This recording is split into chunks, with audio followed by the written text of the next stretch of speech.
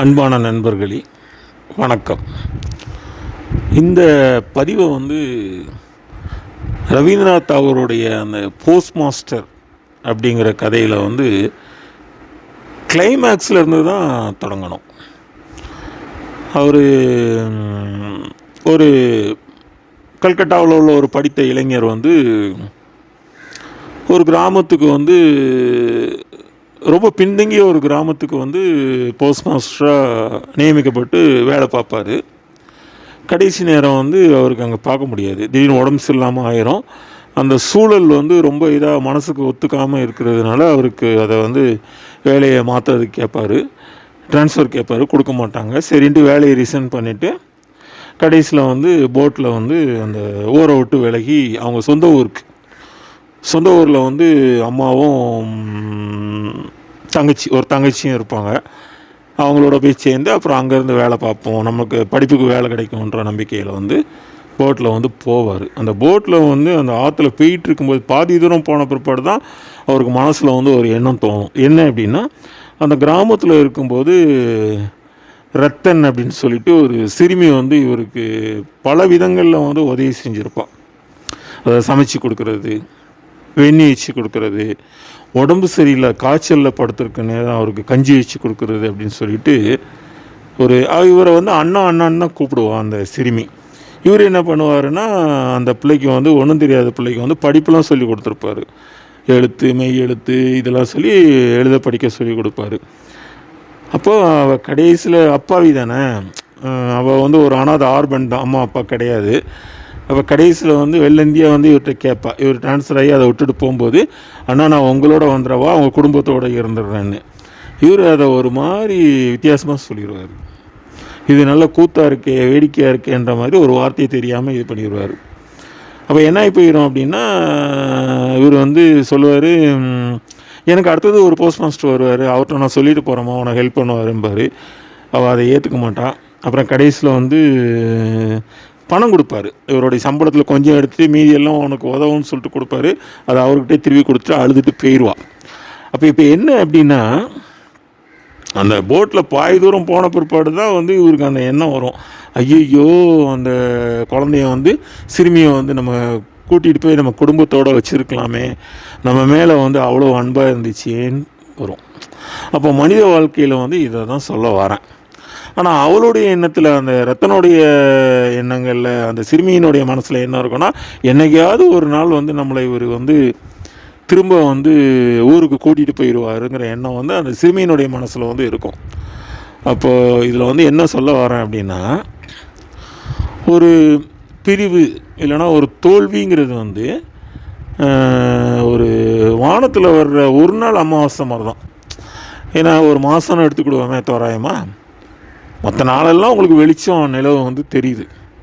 ஒரு நாள் தானே இருட்டாக இருக்குது, அமாவாசையாக இருக்குது. அப்போ அந்த இருட்டை மட்டும் ஏன் யோசிக்கிறீங்க? அந்த இருளை மற்ற நாளில் உள்ள பிரகாசத்தோடு நினச்சிக்கிட்டு போயிட வேண்டியது தானே. அப்போ என்ன செய்யணும் அப்படின்னா, மனித பிறவியில் தோல்வியை நம்ம பெருசுப்படுத்தவே கூடாது. நம்ம கண்டிப்பாக, ஏன்னா ஒரு காரியம் முடித்த பிற்பாடு, அதை நம்ம கடந்த பிற்பாடு நம்ம ஒன்றுமே செய்ய முடியாது. இப்போ இதில் நான் என்ன சொல்கிறேன்னா, விதிவசம், கடவுள் எழுதின எழுத்து, அது நிரந்தர பிரிவுன்னு ஒன்று இருக்குது. அதை பற்றி நான் பேசவே இல்லை. அது நம்ம கையிலே கிடையாது, அதை பற்றி நம்ம பேசவும் முடியாது. ஆனால் வாழ்க்கையில் ஏற்படுற இந்த மாதிரியான சின்ன சின்ன பிரிவுகள், அப்புறம் தோல்விகள், இதில் போய் நம்ம வேறு விதமான ஒரு முடிவை எடுத்துடக்கூடாது. அதில் என்ன அப்படின்னா, ஒன்று உணர்வுபூர்வமாக அணுகணும், இன்னொன்று அந்த உணர்வுபூர்வமாக அணுகும்போதும் மனசு ஸ்ட்ராங்காக இருக்கணும். மனசு ஸ்ட்ராங்காக இருக்கணும். சரி, ரைட்டு, இதை நம்ம ஏற்றுக்கிட்ட பிற்பாடு இதில் நம்ம போராடி ஜெயிச்சு காட்டுவோம் அப்படிங்கிற அந்த எண்ணம் இருந்துச்சுன்னு வாங்களேன், வாழ்க்கையில் அது ஒரு வடுவாக இருக்காது. நிறைய இதை சொல்லலாம். அப்புறம் வில்லியம் சமர்செட்னு ஒரு ஆங்கில எழுத்தாளர், அவர் ஒரு கதை எழுதியிருக்கிறாரு. அவரும் ஏறக்குறைய இதே சாயலில் தான் வருது. ஒரு வெர்ஜியருங்கிற ஒரு இதில் வேலை செய்கிறாரு, கோயிலில், சர்ச்சில், எல்லா பொறுப்பும் அவர் தான் வருது. அவர் பேரே ஃபோர்மேன் தான். அந்த பூசைக்கு உதவி செய்கிறது, அந்த செடிகளை பார்க்குறது, ஆயத்த உடைக்கு இது பண்ணுறது, ஏறக்குறைய அவர் எல்லா சாமியாருக்கு உதவியாளர் மாதிரி செய்கிறாரு. புதுசாக வர்ற ஃபாதர் வந்து என்ன பண்ணுறாருன்னா, இன்னும் இவர் படிக்காமல் இருக்காரு அப்படின்னு சொல்லிட்டு அவர், நீ உங்களுக்கு நான் 3 மாதம் டைம் தரேன், படிச்சுட்டு வாங்க அப்படின்ட்டு கேட்குறாரு. சார் அப்போ இவர் சொல்கிறார், ஃபாதர் நான் வந்து 16 வருஷம் இங்கே வேலை பார்த்துருக்கேன். இந்த கோயில் வேலையை, ஆலய பணியை வந்து நான் உயிராக நினைக்கிறேன். இதை தவிர்த்து எனக்கு எந்த வேலையும் தெரியாது. 3 மாதத்துலலாம் எனக்கு இவ்வளோ வயசான அப்புறம் எப்படி படிக்க முடியும்? அப்போ நீ வேலையை விட்டு போயிடுன்னு சொல்லிட்டு இவருக்கு கொஞ்சம் காசை கொடுத்து அனுப்பி விட்டுறாரு. அப்போ அந்த மனுஷனும் என்ன பண்ணுறாருன்னா, ரொம்ப புத்தி பதிலிச்ச மாதிரி அந்த காசை வாங்கிட்டு அப்படி தெருவழியாக வேற ஒரு தெருவழியாக போகிறாரு. போயிட்டே இருக்கும்போது தான் இவருக்கு என்றைக்கும் இல்லாத என்ன மனசு ரொம்ப ஒரு மாதிரி காந்தி போய் ரொம்ப இதில் இருக்கிறதுனால சிகரெட் குடிக்கணும்னு தோணுது. பார்த்தா ஒரு சிகரெட் கடை கிடையாது. அப்போ தான் அவருக்கு வந்து ஒரு ஸ்ட்ரைக் ஆகுது. சரி, நம்ம வந்து ஒரு இந்த மாதிரி ஒரு புகையிலை சிகரெட் கடை மாதிரி ஒரு பெட்டி கடை மாதிரி ஆரம்பிச்சிடணும்னு சொல்லிட்டு இந்த இதெல்லாம் வச்சு ஒரு கடை ஆரம்பிக்கிறாரு. அது பிஸ்னஸ்ஸு பற்றிக்குது. அது மாதிரி 10 கடையை ஆரம்பிச்சிடுறாரு. அப்போ இவருக்கு மேனேஜர் இந்த மாதிரிலாம் வச்சுக்கிறாரு. வச்சுட்டு பெரிய பணக்காரர் ஆகிடுறாரு. ஆகினா 30,000 பவுண்டு சம்பாதிக்கிற அளவுக்கு பெரிய நல்ல ஒரு பணக்காரர் ஆன பிற்பாடு அந்த பணத்தை கொண்டு பேங்க்லலாம் போட்டு இதெல்லாம் பண்ணி இது பண்ணுறாரு. அப்போ இந்த மீன் டைமில் வந்து இவருக்கு வந்து கையெழுத்து போட மட்டும் இவர் பேரை கையெழுத்து போட கற்றுக்கிறாரு.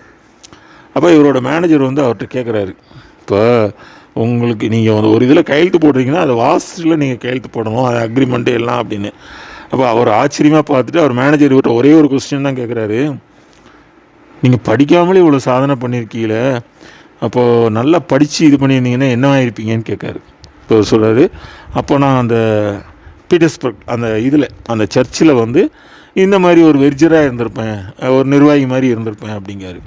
அப்போ தெரியுதா மனசுக்குள்ளே உள்ள ஆசை. அப்போ அதனால் என்னென்னா, நமக்கு உண்டாகிற இல்லை நம்மளாக ஏற்படுத்திக்கிற அந்த பிரிவையோ இல்லை நம்ம சந்திக்கிற அந்த தோல்விகளையோ வந்து நம்ம என்ன பண்ணக்கூடாதுன்னா ஒரு பெருசாக நினைக்கக்கூடாது. அதை எதிர்த்து போராடி அதை வந்து ஜெயிக்கணும். அதில் என்ன அப்படின்னா, நம்ம அதை விட்டு விலகிட்டோம் இல்லை தோற்றுட்டோம், அந்த தோல்வியை வந்து பெருசாக நினச்சிட்டோம் அப்படின்னா காலமெல்லாம் அதை நினச்சி வந்து என்னதான் மகிழ்ச்சிகரமாக இருந்தாலும் ஒரு நேரத்தில் ஒரு யோசனை வந்த உடனே அதுதான் வந்து நெஞ்சுக்குள்ளே வந்து முள்ளை வந்து உறுத்தும். அப்போ அதை தான் நான் வந்து சொல்ல வரேன். இப்போ இதுக்கு நான் இன்னொரு உதாரணமும் சொல்லலாம். என்னுடைய வாழ்க்கையிலேயே நான் வந்து +2 முடித்த உடனே என்ன பண்ணிட்டேன்னா காலேஜில் சேரலை. காலேஜ் சீட்டு கிடச்சிது. ஒரு பள்ளிக்கூடத்தில் போய் சேர்ந்துட்டேன், ஒரு மெட்ரிகுலேஷன் ஸ்கூலில்.